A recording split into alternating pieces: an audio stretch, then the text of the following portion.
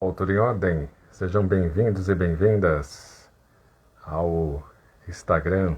Muito bom tê-los aqui comigo.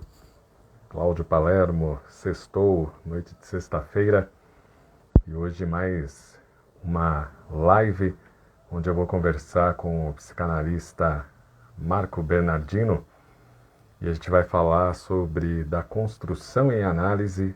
É um texto do Freud de 1937. Queremos a sua participação e vamos fazer uma live aí bem interativa. Quem está na Rádio Palermo, uma ótima noite, um ótimo dia, ótima manhã, né? Enfim, os horários que estão passando aí na programação. E sejam bem-vindos e bem-vindas. Ivanildes Vieira Martins entrando aqui, seja bem-vinda. Pérez Sistemas de Segurança também. Gratidão aí pela audiência. A gente vai conectar aqui o nosso convidado. Já mandei tal, Freud e muito mais aqui na programação do Instagram e também da Rádio Palermo. Vamos lá. Tudo bom, Marco? Olá, Cláudio. Boa noite, tudo bem? Tudo jóia. Como é que você está? Tudo em paz, né? Depois de uma semana longa de trabalho, de correria, estamos aqui novamente para bater um papo, né? Isso aí. Marlene Spinning entrando aqui também, obrigado.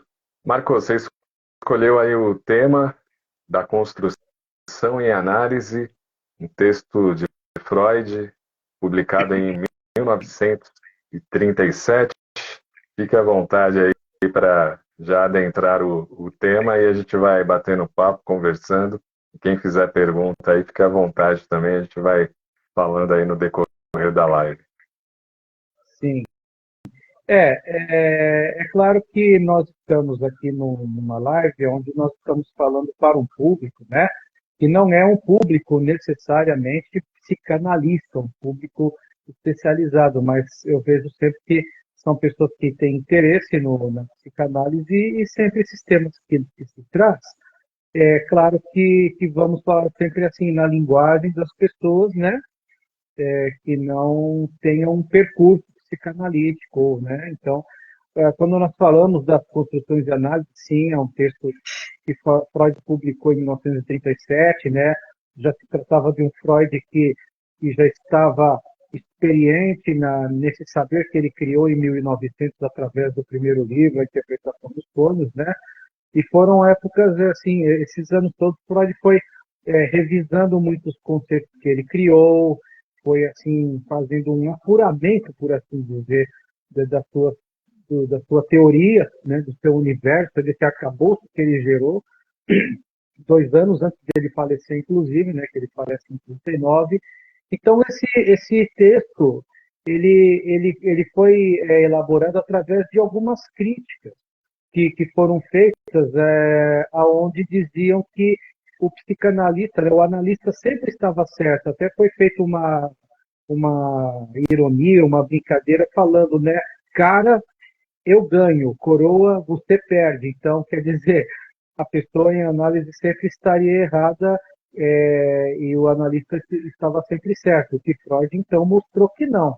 Né? A partir disso, ele mostrou que a psicanálise ela trabalha através da narrativa das pessoas que se dispõem a passar pelo processo analítico, né?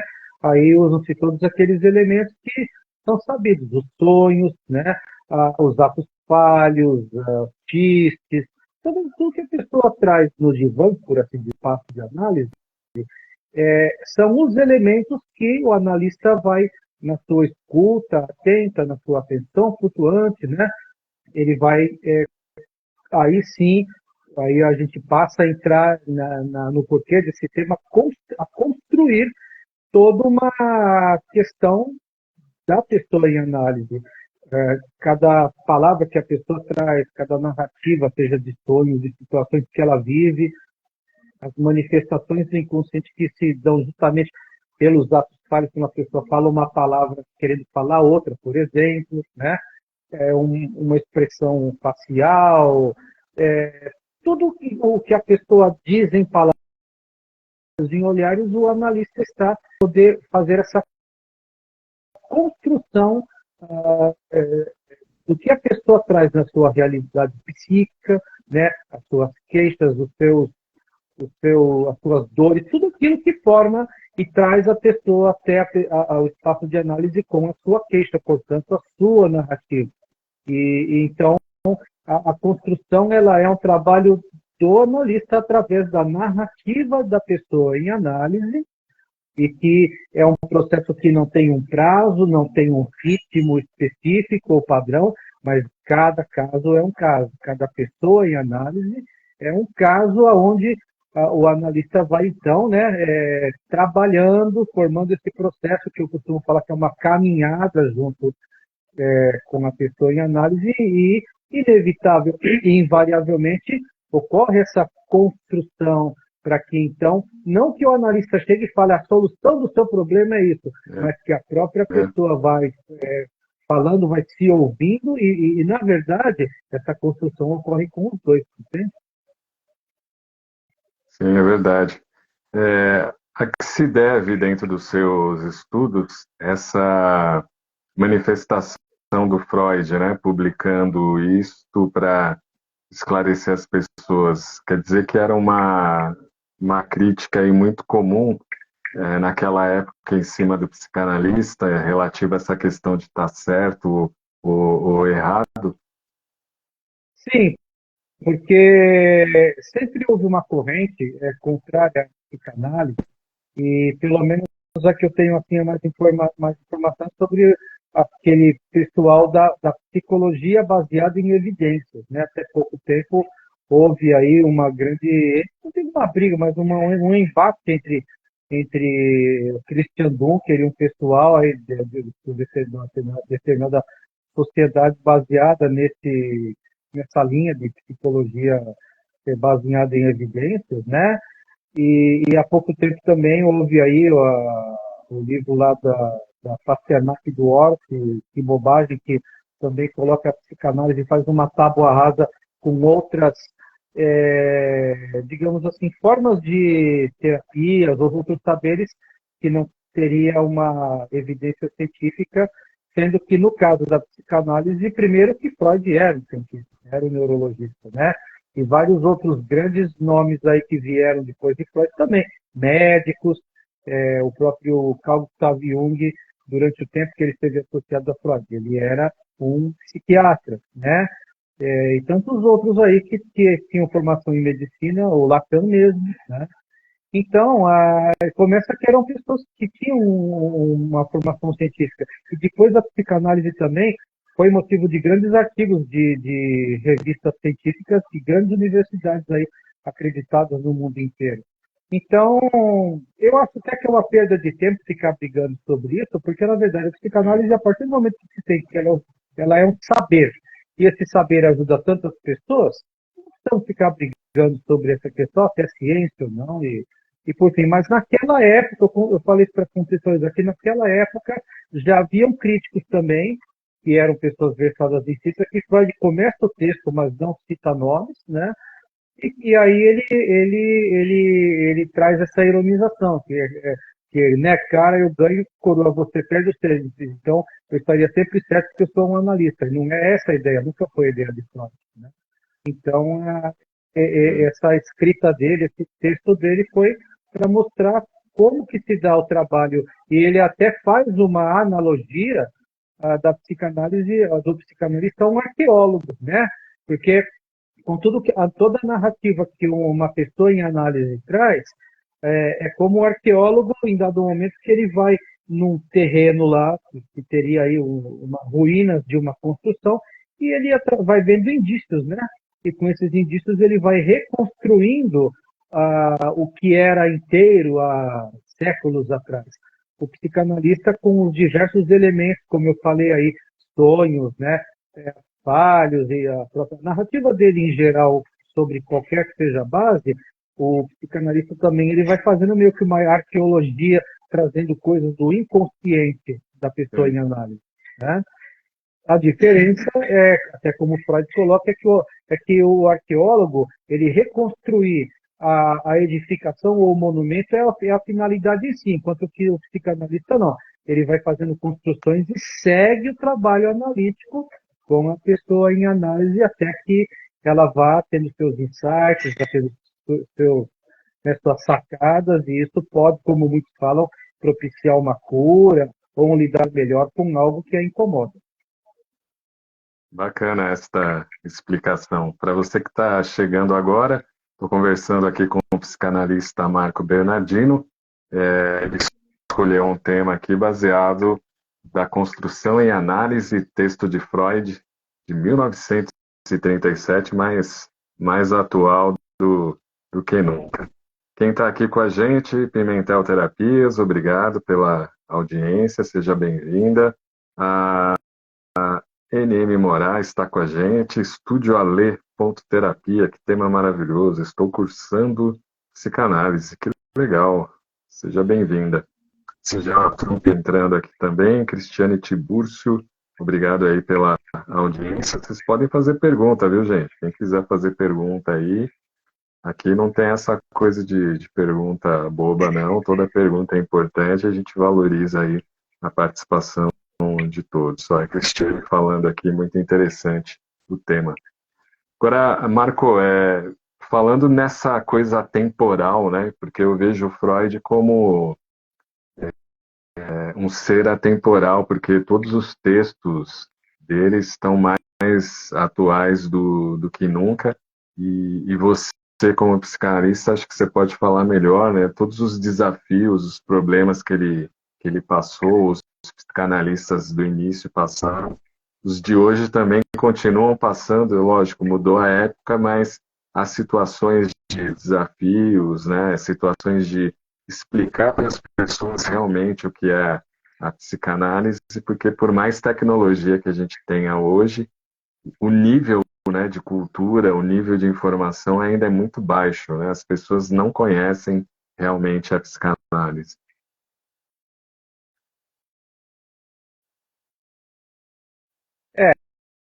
O que ocorre é que a psicanálise ela é uma área, uma ocupação que algumas pessoas escolhem, que é toda baseada na escuta. Então, nenhuma tecnologia que vier, e que há de vier, como tantas que já vieram e estão aí, vão substituir o contato humano. Né? Em algum momento, algum ser humano vai precisar estar diante de outro e falar algo. A diferença é que quando se conversa com um psicanalista, uma psicanalista, este profissional ele vai trabalhar como uma escuta sem julgamento, sem direcionamentos, sem conselhos, né? Então, quando se fala que o psicanalista está construindo, até fala-se muito de interpretação, eu entendo, pelo menos eu, né? Que é sempre no sentido de fazer a pessoa discorrer mais e trazer mais os seus conteúdos que estão lá, né? Que eu brinco muito, né? Todas as lives eu sempre falo, tá lá no fundo da gaveta do armário que está no subsolo do quartinho da casa dos fundos. Enfim, são coisas que estão lá no âmago, lá guardadas, recalcadas. Então, até Freud coloca isso nesse mesmo texto, que trabalha-se muito com o que está lá reprimido, com o que está recalcado, né? E isso a partir do momento que a pessoa deixa lá, vai causando seus incômodos e as suas queixas. Bacana. Então, sempre vai ser necessário o contato humano, entende? Sim. A Cristiane Tibúrcio, acho que vai ser útil me adentrar no tema, vai ser útil na faculdade de pedagogia. Dá para fazer essa relação, psicanálise e pedagogia? Com toda certeza, né? Porque eu estou agora numa fase que eu estou lendo Paulo Freire, para você ter uma ideia, né? E eu não entendo de pedagogia, não sou nenhum especialista, mas assim, pelo menos quando eu comecei a ler Paulo Freire, eu percebi o quanto que é necessário que a educação seja baseada no diálogo, né? E, portanto, ainda que seja um diálogo diferente de uma espaço de análise, mas o educando escuta o educador, e o educador também escuta o educando, né? Pode ser diferente o contexto e a atividade, mas é sempre uma questão de se saber escutar antes de falar algo. E a psicanálise ela é toda nesse contexto, né? O psicanalista ele não vai chegar para a pessoa em análise e falar, você tem tal coisa por causa disso, disso, daquilo. Isso é um paralelo muito com o que o Paulo Freire chamava de educação bancária, né? Que o professor fala, o aluno recebe e não tem diálogo. O aluno é um vaso, é um depósito de conhecimento, né? Ao passo que pelo menos eu estou falando o que eu entendo que deva ser uma pedagogia ideal, baseado no que eu li de Paulo Freire. Eu sei que não é o único pedagogo aí que traz um conhecimento revolucionário, né? Tem tantos outros métodos de ensino como o Waldorf, Montessori e tal, mas eu não sou especializado nisso. Mas o que eu posso ver de paralelo na pedagogia é a importância da troca. E em algum momento ocorre uma escuta, né? Aí, claro que cada área segue o seu caminho. Mas sim, dá para fazer um paralelo, ainda que modesto, pelo menos, de uma pessoa que é leiga em pedagogia como eu. Singela Trupe, qual a diferença entre construção em análise e julgamento ou suposições? A diferença é que o analista ele vai fazer a sua construção a partir da narrativa da pessoa em análise, sempre levando a pessoa a falar mais de si. Então, eu aqui vou entendendo a pessoa em análise, vou conseguindo ter condições e elementos de fazer as perguntas para que a pessoa traga mais daquilo que eu sinto que ela ainda tem recalcado ou que ela precisa falar mais, basicamente. Então, é uma construção que não termina, na verdade, né? A diferença é bem clara, porque o julgamento é quando alguém vai falar, não, você está sentindo isso porque você fez isso, porque você assim se comporta desse jeito, ou então supor, talvez seja porque você tem um problema desse ou daquele tipo. Aí a diferença é bastante clara. A construção e análise é aquilo que eu vou recolhendo, digamos assim, eu vou juntando através da narrativa da pessoa em análise e eu vou entendendo coisas e vou perguntando, eu vou suscitando a pessoa, né? Vou induzindo a pessoa, pelo menos induzindo não é a palavra certa, mas eu vou fazendo a pessoa discorrer, perguntando coisas que ela traga do seu âmago. É muito semelhante ao que Sócrates fazia, né? Que chama-se de maiêutica. Ele vai fazendo com que a pessoa, ele faz perguntas para as pessoas fazem pergunta e ele responde com perguntas e vai fazendo a pessoa trazer do seu saber aquilo que ela busca, né? Que ela procura entender. Então é o que Sócrates falava, nada além do que já se sabe, né? Então é trazer do seu âmago questões que estão lá dentro e a pessoa vai se escutando, ela vai se atualizando, como é muito usado no CVV, né? Quando o voluntário sempre falava que a pessoa vai atualizando as coisas a partir do momento que ela se escuta. Então, a diferença é essa, é que a construção é no sentido de fazer com que a pessoa discorra mais dos seus conteúdos, não é eu falar, então é isso, foi isso aqui que aconteceu, tem que ser assim assado. A psicanálise não dá nada para a pessoa em análise, a não ser a oportunidade de ela falar. Né? Maravilha. Locação por temporada Resort está aqui com a gente. Bacana isso aí, hein, locação? Manda mais informações aí, como é isso. Rádio Palermo está aí à sua disposição para anunciar o seu trabalho. TBL Guarulhos, obrigado aí, né? O trabalho do Roberto Samuel, grande jornalista aqui na cidade de Guarulhos, obrigado aí pela audiência. E a Darcila Pirralha também está aqui com a gente, participando desta live de sexta-feira, com o Marco Bernardino, falando de psicanálise e trazendo aí um tema de Freud, lá de 1937, da construção em análise.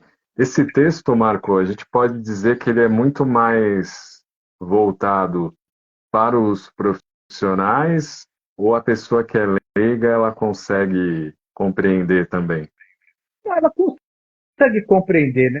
É que os textos do Freud, eles não são textos fáceis da gente entender numa primeira leitura. Eu confesso que eu li 3 vezes esse texto e ainda tenho muito para entender dele, né? Mas é um texto incrível, assim, pelo que ele quer mostrar, que o trabalho do analista ele é um trabalho que ele não tem um prazo, por mais que ele faça essa analogia ao arqueólogo, em algum momento também ele fala sobre construção, né?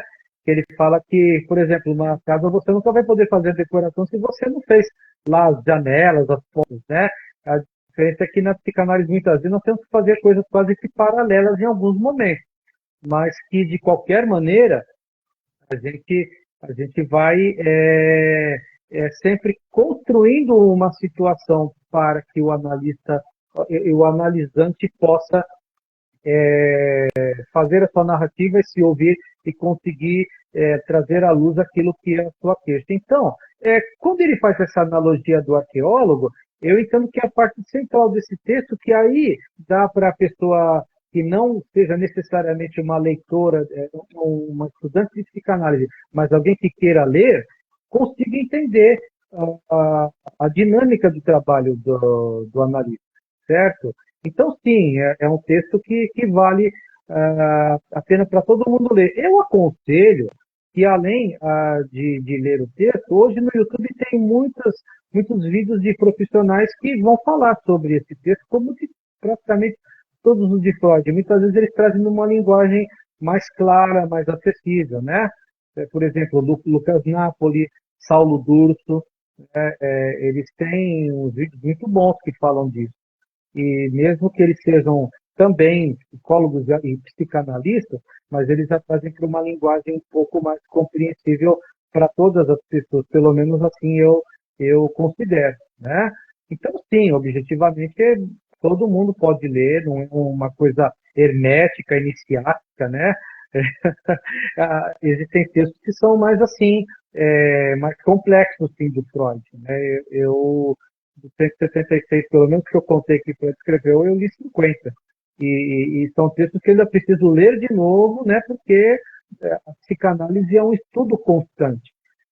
Nós fazemos lá 2 anos de curso, de acordo com a escola de psicanálise mais, porém, é sempre até como a gente quando faz uma faculdade, nós temos ensejos, mesmo que sejam 5 anos, 4 ou 3, para escolhermos um caminho e trilharmos dentro do que a gente escolhe, né? A psicanálise também tem isso, mas na prática a gente acaba precisando ler um pouquinho de cada pelo menos para e reler para podermos estar sempre aí afiados, né, entendendo, porque seja qual a linha que você siga, freudiana, junguiana, embora Jung, né, eu sempre falo que ele criou um viés de psicologia analítica, mas eu pessoalmente acho maravilhoso poder tê-lo dentro desse arcabouço. Os outros nomes, como Melanie Klein, Winnicott, todos são ferramentais de compreensão da pessoa que escolhe a psicanálise para poder, num espaço de análise, é, ser esse ego auxiliar da pessoa que vai lá com as suas queixas, com as suas narrativas, né? Então, são Sim. ferramentas de compreensão para que ele possa, então, seguir nessa caminhada com a pessoa em análise. Mas, então, sempre vale quem tem interesse na psicanálise, seja para exercer, para se autoconhecer, ou então aumentar o seu caldo de cultura, sempre vale ler tudo que estiver ao alcance, e hoje em dia é muito mais acessível do que nos anos atrás. Bacana. Elis Casanova entrando aqui, Angélica psicanalista também, sejam bem-vindas. Acho que essa analogia, né, da arqueologia foi uma sacada aí muito fantástica, né?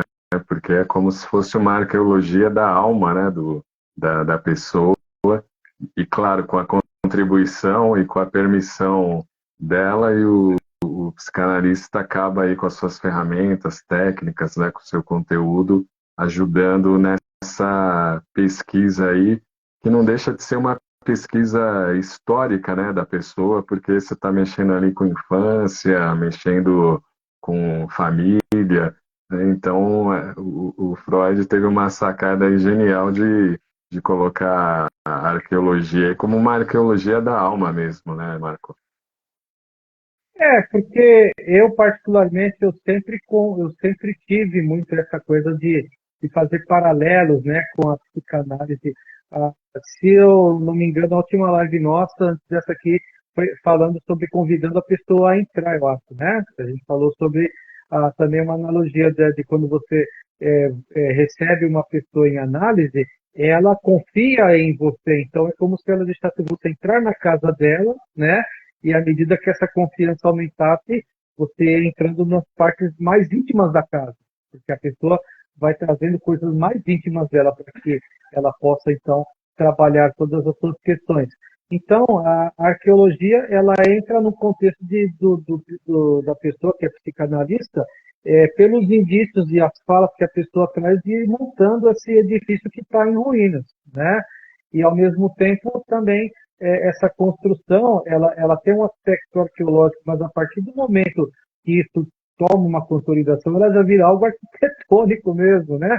Porque você está lá auxiliando a pessoa também a fazer como se fosse uma reforma, né? Não que você vai determinar como vai ser, mas a pessoa, existe uma analogia que sai dessa questão da construção, que a pessoa lá no divã, naquele balãozinho tem um novelo todo embolado, né? E o psicanalista, que é representado pelo Freud, arrumando o novelo, né? Então é mais ou menos isso. A casa está em ruínas, o psicanalista veio com uma parte de arqueologia, mas depois também veio, eu acho até que vem como uma reforma, né? Porque a pessoa vai ter seus insights, seus entendimentos, e ela vai mudar algumas coisas. É como se ela reformasse a casa dela no aspecto íntimo. Bacana isso. Andréia Cristine Trainer, obrigado, seja bem-vinda. Rubens Kurama também aqui, seja bem-vindo. Estou conversando aqui com o Marco Bernardino, psicanalista.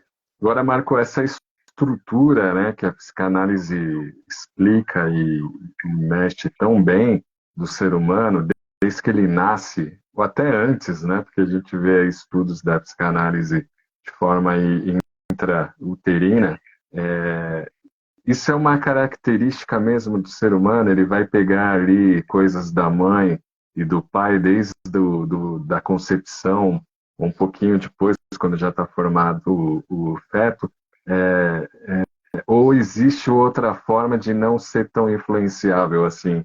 Ou isso é um arcabouço natural que não tem como fugir? Existe uma questão simbiótica, né, da criança com a mãe, isso é indubitável, né? Estudos científicos trazem isso, né? Não é a psicanálise que falou isso, mas é provado que essa simbiose ela existe. E aí, a partir do momento que a mãe está gestando e a outra pessoa, né, seja pai, seja quem for que seja, nesse momento de gestação e a formação parental com a criança, conforme ocorrem as situações enquanto a criança está no ventre, isso influi na criança, né? Aí nós vamos falar das questões ambientais também que vão formando o indivíduo à medida do tempo. Então, desde a fase intrauterina, eu tenho certeza disso, até o momento que a criança nasce, e aí vem todas aquelas questões que Freud trouxe, né, como as questões edipianas, né? Aí você vai ter Melanie Klein falando também de diversos fatores, acho que teria que ter uma live toda para isso, né? Mas os grandes nomes da psicanálise que vieram após Freud foram mostrando o quanto que as questões parentais, né, começando da gestação da mãe, a presença do pai, hoje em dia tem tantos formatos de família, então vamos falar da outra pessoa que está formando esse vínculo parental com a criança, né? E depois as questões ambientais, tudo isso forma o indivíduo. O indivíduo acaba sendo um produto do meio desde lá da época intrauterina. Por isso que hoje existe uma psicoembriologia, né? E toda essa parte aí que cuida da criança desde o ventre até depois que nasce e durante o seu crescimento. Né? Então, as questões ambientais, elas são assim, né? Quando eu falo ambiental, é no seio familiar. Elas são fundamentais para a formação do indivíduo. Então, desde a gestação, após o nascimento e durante toda a fase de vida, enquanto esse ser for dependente, né, das pessoas que formam aí o seu núcleo parental, no seu familiar. O que mais você pode trazer aí para a gente dentro desse texto do Freud que seja interessante aí para a nossa live? Olha, o que eu me baseei muito para essa fala de hoje foi justamente essa questão do quanto que o analista depende da fala, e é importante a escuta, para que ele vá formando todo o entendimento dessa pessoa que está lá no espaço de análise, trazendo as suas queixas, as suas questões, né? O que eu posso trazer é que justamente a partir do momento em que o analista ou a analista conseguem ir montando toda essa questão, a análise ela vai tendo os grandes resultados que a pessoa em análise precisa, procura, espera conscientemente ou não, né? De lidar com dores, de chegar num ponto de ter os seus insights, os seus entendimentos, e aí poder dar uma função para isso que ela passou a entender, que ela passou a sacar, digamos assim, né? Então, o processo analítico, o que eu trago assim positivamente, que eu já falei, a diferença da arqueologia é que a reconstrução desse edifício, digamos assim, no sentido simbólico, não é o seu fim, como é para o arqueólogo, mas para a pessoa que lida com a psicanálise, a pessoa que vai analisar a outra, ela é um momento que determina ainda mais uma grande caminhada enquanto houver necessidade, enquanto a pessoa em análise desejar fazer. Sim.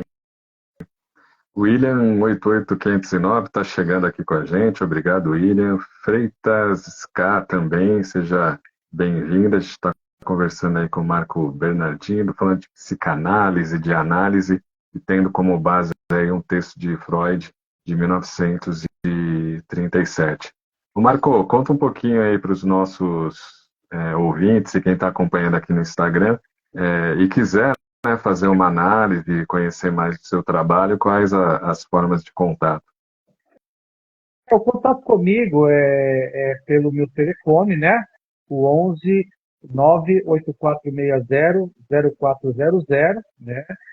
Pode entrar em contato comigo via WhatsApp, para que eu possa dar as informações de como é o meu trabalho. No Instagram tem também o espaço Aflorai, que é pelo qual estamos conversando aqui. Esses são os dois. No Facebook também tem uma página chamada Aflorai, aonde podem entrar em contato comigo e eu posso dar as informações, caso haja o interesse de fazer um percurso analítico. É sempre online, eu tenho os meus dias de atendimento segundas e quartas atualmente, entre 14h30 e 16h50. Claro que, conforme for a situação, pode-se até tratar uma sexta-feira, conforme o horário, tudo, né? Mas é uma questão de estar em contato. Será um prazer poder informar e se dar o processo psicanalítico. Bacana. E o Marco falou da live anterior, né, que nós fizemos. Essa live está passando nesta semana, de segunda a sexta, das 11 ao meio-dia. Então acesse aí radiopalermo.com.br. Na segunda, você ouve aí a live anterior que a gente fez aqui com o Marco Bernardino, e essa que a gente está fazendo agora, futuramente aí nas próximas semanas, também estarão passando aí em outros horários na nossa programação. O Marco, a nossa amiga aqui que faz pedagogia, né, ela citou aí que seria muito bom entender mais de psicanálise, e eu fico pensando na minha experiência, né, na escola. É claro que pedagogia não se resume só a isso, mas eu lembro que a reação de muitos professores a determinados alunos, a determinadas situações que aconteciam dentro de sala de aula, eu percebia que era muito mais uma coisa do professor ou da professora do que realmente uma coisa feita pelo aluno. E a gente tem muito disso, né? De reagir, mas na verdade a gente não está reagindo com alguém que está lá fora, né? Ou aquele alguém é só um espelho de algo que a gente sente ou já passou, e aí quando vê algo semelhante, se não tem uma estrutura, acaba às vezes fazendo aí várias besteiras, né? Como que é esse processo aí dentro dessa visão da psicanálise? Olha, nós sabemos que o professor, nos dias de hoje, principalmente, é alguém assim que tem que ter uma estrutura emocional muito grande para entrar numa sala de aula e lidar com o desafio de ensinar, né? Porque entre diversos fatores aí que só quem é professor é que sabe, né? Muitas vezes a política que a escola tem para poder a pessoa cumprir a sua carga curricular, série de fatores. Então, os conflitos que se dão entre alunos e professores sempre vão ter causas assim subjetivas, né? A questão que cada um tem e causas sociais também. Então é muito complexo, porque a partir do momento que alguém vem para um psicanalista, seja um aluno, seja um professor, ele vai vir com a sua narrativa, aí cada um vai poder trazer suas queixas, o que é que leva eles a terem tal ou qual comportamento, tal ou qual sofrimento. Mas basicamente eu creio que isso se dá pelas dificuldades que cerceiam, né, o mundo hoje da educação, seja educação pública, seja educação privada. É uma coisa bem complexa, viu, Cláudio? Confesso a você que quando nós trabalhamos com psicanálise, cada pessoa que vem para o divã é um caso totalmente peculiar. Se eu tiver 10 professores como analistas e 10 alunos como analistas, cada um será muito peculiar, muito diferente um do outro, né? Por mais que possam haver fatores aí sociais e tantos outros, mas como cada um reage, o que atravessa cada um, muito peculiar. Sim. Ainda é muito comum, né, em virtude da influência da psicologia e até uma maior divulgação da psicologia, de quando a pessoa vai fazer análise, ter aquela visão ou relação de esperar ali alguma coisa do profissional, né, uma resposta, um conteúdo, e a psicanálise, ela não trabalha desta forma, ela trabalha muito mais ouvindo o conteúdo do analisante. Como é que se lida com isso? Porque deve ser também, às vezes, para o profissional de psicanálise, um saco, né? Toda hora ter que explicar uma coisa que seria o básico e o simples para quem está fazendo análise. É, quando se inicia um percurso analítico com uma pessoa que vem a procurar um psicanalista, existe toda uma explicação preliminar, como que pelo menos eu explico assim, né? Já tive a oportunidade de pessoas me procurarem, saber como funciona, explicar. Então, eu vou explicar como é que eu trabalho do psicanalista. E aí ele vai entender que o psicanalista não vai ser um conselheiro, não vai ser alguém que vai trazer algo pronto para que aquela dor da pessoa passe. O Jacques Lacan dizia, né, que o psicanalista ele é visto pela pessoa lá, como dizer, o paciente ou analisando, como um sujeito suposto saber, ou seja, para a pessoa que procura, assim como um médico, assim como um guru, alguém que tem um problema procura alguém que acha que vai ajudar, aquela pessoa é o sujeito suposto saber. A pessoa supõe que ela saiba a solução do problema dela, né? E na psicanálise, isso não é desse jeito. A psicanálise, eu sempre bato na mesma tecla, o professor falou isso, eu concordo em gênero, número e grau. É o tratamento pela narrativa, né? Então, se a pessoa vem me perguntar o que eu faço, eu devolvo a pergunta, o que você faz? Convida a pessoa a se perscrutar, a olhar para si e a se escutar, né? A Singela Truc coloca aqui, né? Há quem pense que psicanálise funcione como um anestésico, né? Muito longe disso, Verdade. porque o psicanalista ele vai fazer com que a pessoa realmente se revolva, né? Que ela se revolva, e muitas vezes esse se revolver é dolorido. Esse revolver-se é um processo que requer muita coragem, muita vontade mesmo de buscar o que está incomodando. E buscar o que está incomodando é pôr o dedo na ferida, né? Senão todas, quase Sim, todas as vezes. É um processo que requer coragem de quem quer fazer análise e é um caminho que tem seus altos e baixos. A psicanálise não deve ser procurada só quando a pessoa está numa situação difícil no aspecto emocional. Muitas vezes também ela pode procurar estando bem, porque também vai ter o que trabalhar em cima disso.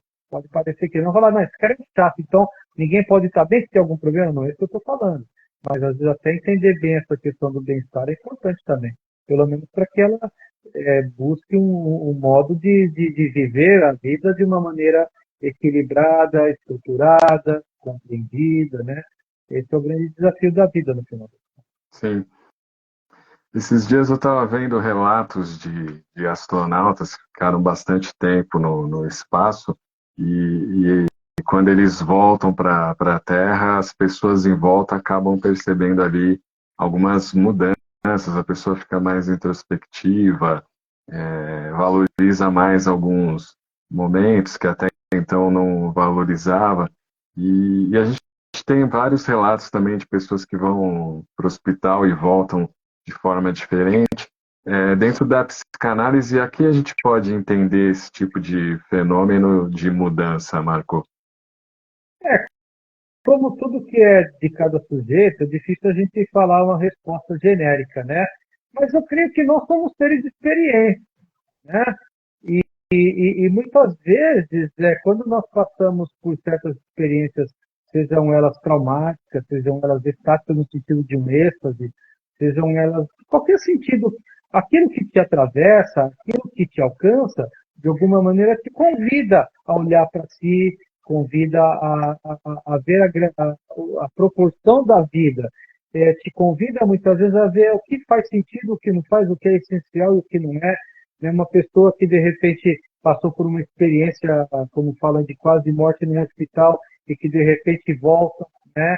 Aquilo toca elas de uma maneira que só elas é que vão saber o que foi que tocou ou não, mas de qualquer maneira deu a elas uma visão de vida assim, aonde elas passam a discernir realmente o que realmente faz sentido, o que não faz, né? Seja pela brevidade da vida, quando passa pela experiência do luto, né? Seja por uma experiência de quase morrer ou superar uma doença. Isso são coisas que dentro da realidade psíquica da pessoa, dentro do íntimo da pessoa, traz informações. E eu digo para você que grande parte das vezes a própria pessoa que passa por isso, ela não consegue dimensionar e verbalizar 100% por que, que ela passou a ser mais introspectiva, por que, que ela passou, então, a ter uma visão de vida diferenciada. Mas eu creio que é porque a pessoa se depara com grandiosidades, né? O astronauta, porque percebeu que a Terra, em relação ao universo, é um grãozinho de areia, e ele mais ainda, e talvez porque ele perceba que ele faz parte de um todo, e ele não é uma pessoa especial, mas ele é uma areia numa grande orla, e o todo é que tem o sentido, e a pessoa viver faz sentido porque ela parte do todo. Pode ser isso, pode ser uma outra coisa. Né? Você vê, eu estou falando uma coisa que eu sinto, mas pode ser que o astronauta vá dizer diferente, a pessoa que passou Sim. por uma experiência de superação de quase morte também. É muito concernente ao sujeito. Éder Aragão 31 está aqui com a gente também, grande Éder. Tá com o podcast ainda, Éder? Manda informação aí para a gente. Faz tempo que eu não vejo suas postagens aí. Se tiver podcast, manda um alô. Ó, gente, acesse lá o site da rádio, tá? Ouça a rádio, tá bem bacana. A gente está com muita gente boa nesses dias. Sábado tem uma programação diferente, né? No sábado à noite, uma programação aí especial. Às 19 horas a gente tem o Music Live com o DJ Heleno Vasquez, direto lá do sul do país, sempre trazendo semanalmente o que está rolando nas pistas do mundo. Às 20 horas a gente vai ter o House of Sessions, também um programa de música eletrônica. Às 21 horas a gente tem o programa Papo de Crente, com o pessoal que produz esse programa para a Rádio Brasil de Fato e a gente retransmite. E às 22 horas tem o Business Rock com o Sandrão, sempre trazendo também convidados bacanas na nossa programação. E às 23h30 a gente tem uma participação bem bacana que eu fiz hoje a gravação falando sobre um evento que vai acontecer 19 e 20 de abril, semana que vem, que é o Conexão Sem Fronteiras. Então, sábado à noite a programação está bem repleta aí de música, entrevista e informações. É só acessar radiopalermo.com.br. Você pode ouvir também nos aplicativos de rádio, tá? Tudo rádio.com, CX Rádio ou Radiosnet. Você baixa o aplicativo e na busca só digitar lá Rádio Palermo e conferir e ouvir a nossa programação. Marco, dentro dos desafios de um psicanalista, sem contar o desafio de agenda, de captar clientes, mas qual que é o desafio mais comum para um psicanalista? Eu penso, pela minha experiência, que o desafio mais comum é justamente, ah, através da sua escuta, ele sempre compreender o que a pessoa traz, né? Essa construção, que é o tema central da nossa conversa hoje, ela é um desafio, porque eu tenho que estar atento às palavras que a pessoa traz, aos gestos, o que investigar no momento que a pessoa traz, seja porque fala repetidas vezes de um mesmo tema, de uma mesma queixa. Então, é aí que existem os relatórios, é aí que existem as supervisões, para que também uma outra compreensão experiente possa te suscitar é que eu posso dizer, uma abordagem além da que você faz. O grande desafio do psicanalista é manter-se sempre estudando, disposto a aprender, relendo, né? E sempre buscando manter a sua compostura, né? Que é o da Sim, escuta, da neutralidade, e sempre da capacidade de investigar o que a pessoa em análise traz nas suas queixas. É um caminho constante de auto também observação, porque o analista ele faz análise também, ele tem que fazer análise, ele tem que fazer supervisão, é o tripé, né?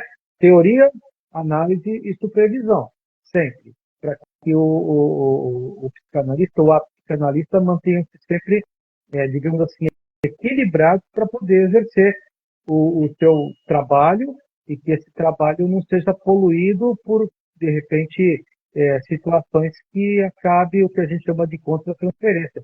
Eu vivo uma situação, a pessoa que eu analiso narra algo que me atravessa e eu posso, muitas vezes, perder a minha compostura por alguma maneira, seja fazendo uma expressão de espanto, seja rindo, seja me comovendo, né? Até mesmo se a gente começa a bocejar muito durante a fala da psicanálise, pode ser uma questão de contra-transferência, não é falta de educação do psicanalista, sei. mas é uma necessidade dele também levar isso para a análise dele, né, levar para a supervisão o caso dessa questão em análise, e quando se leva não se fala nomes, não se abre a pessoa, digamos assim, a identidade dela para a supervisão, mas a questão, e aí existe uma troca de ideias e uma adição de caminhos a seguir, né? Então, em resumo, o grande desafio de quem é psicanalista é o equilíbrio. Sim, Angela Trupp aqui falando, é preciso estar disposto e aberto para olhar para dentro de si. Essa seria uma premissa? É uma premissa tanto para o analisante quanto para o analista, né? Porque uma vez que nós também somos analisantes, muitas vezes, ou seja, estamos diante de um psicanalista, uma psicanalista, nós estamos olhando para dentro de nós e temos que olhar com coragem, né? Digamos assim, dar exemplo. É verdade.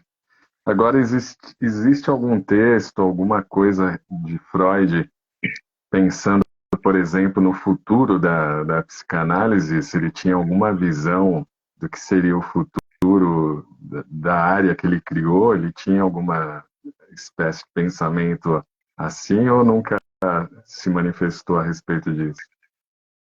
Olha, para ser honesto, nesse momento eu não consigo lembrar de nada que ele tenha preconizado, né? Ah, pode ser até que algum colega, alguma colega tenha isso na ponta da língua. Eu não tenho, não. Mas o que eu vejo é que ele sempre teve a humildade de repensar alguns conceitos que ele lá no passado formulou, como por exemplo os sonhos, né? Em 1900 ele veio falar que o sonho era a realização de um desejo, como que ele falava? Agora me fugiu a palavra aqui, mas ele era uma forma de realizar um desejo através do sonho, né? E aí, em 1920, tendo experiência em atender pessoas que foram sobreviventes da Primeira Guerra, elas sonhavam que estavam no front, no campo de batalha, eles não queriam estar. Então, ele acabou fazendo uma revisão dizendo que não, que existe uma coisa além do princípio do prazer, que é o nome do texto, inclusive, né? Então, a própria nobreza do Freud de repensar, de reavaliar questões, eu acho que já preconizava que a psicanálise era e é um saber dinâmico e em constante aprimoramento. Tanto é que depois dele vieram vários nomes que trouxeram novos conceitos que, no meu entendimento, eu vejo a psicanálise assim: Freud é a fundação, é o alicerce, né? E os demais nomes foram formando, falando de novo de construção num outro sentido, né? A psicanálise em si é uma construção que ela se faz de vários nomes, de vários nomes que foram, vamos dizer assim, evoluindo, aprimorando o que Freud começou, para formar essa grande edificação que é a psicanálise hoje, né? Da fundação até o telhado, digamos assim. Então, esses grandes nomes vieram construindo esse grande edifício que hoje nós podemos, né, dizer que é completo e nem por isso não necessita mais de evoluir. Então, é dinâmico, entende? Sim. Marco, para finalizar aí, queria que você deixasse uma mensagem para quem está nos acompanhando e vai acompanhar depois, tanto aqui no Instagram, que vai ficar gravado, também lá no YouTube e na Rádio Palermo, e também deixasse aí os seus contatos para quem quiser aí fazer análise e conhecer mais sobre psicanálise. A psicanálise ela não é assim uma solução, ela não é uma cura pronta, não é uma pílula, ela é um saber que visa fazer com que a pessoa, pela sua narrativa, busque entender questões que estão incomodando. A psicanálise, não é todo mundo que vai se dar bem com a psicanálise, né? Assim como não é todo mundo que vai se dar bem com a psicologia, não é todo mundo que vai se dar bem com algumas modalidades de tratamento médico. O ser humano ele é muito único, ele é muito peculiar, mas, de qualquer maneira, a psicanálise está sempre aberta a receber, a acolher, né? E a seguir um processo de análise com quem se sentir à vontade, se sentir afinizado com isso. Então, eu, né, perto de tantos colegas que estão esse saber, eu fico à disposição, querendo entrar em contato comigo para saber mais, é o 11 98460 0400, um contato pelo WhatsApp, que aí a gente consegue estabelecer uma conversa, a coisa evoluindo, eu até marco uma reunião através do Meet, do próprio WhatsApp mesmo, né? Estamos no Aflorai, no Instagram e também no Facebook, que é uma página, então são modos de entrar em contato e assim podemos, quem sabe, estabelecer aí uma relação de análise, uma relação de ajuda. Legal, Marco. Um abração aí, valeu pela live, pelos esclarecimentos e bom final de semana. Obrigado, Cláudio, obrigado a todos que estiveram aqui, um ótimo fim de semana e seguimos à disposição. Tudo de bom. Um abraço.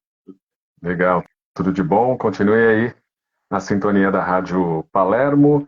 A live vai ficar gravada, então se você quiser assistir de novo, fique à vontade. Compartilhe aí com seus amigos e as suas amigas. E o pessoal que está chegando agora, né, confira aí mais do Marco Bernardino nas redes sociais dele e também no nosso site radiopalermo.com.br. Uma ótima noite de sexta-feira, bom final de semana, vamos que vamos. E como diria o saudoso Goulart de Andrade, grande jornalista, vem comigo. Um abraço, tudo de bom.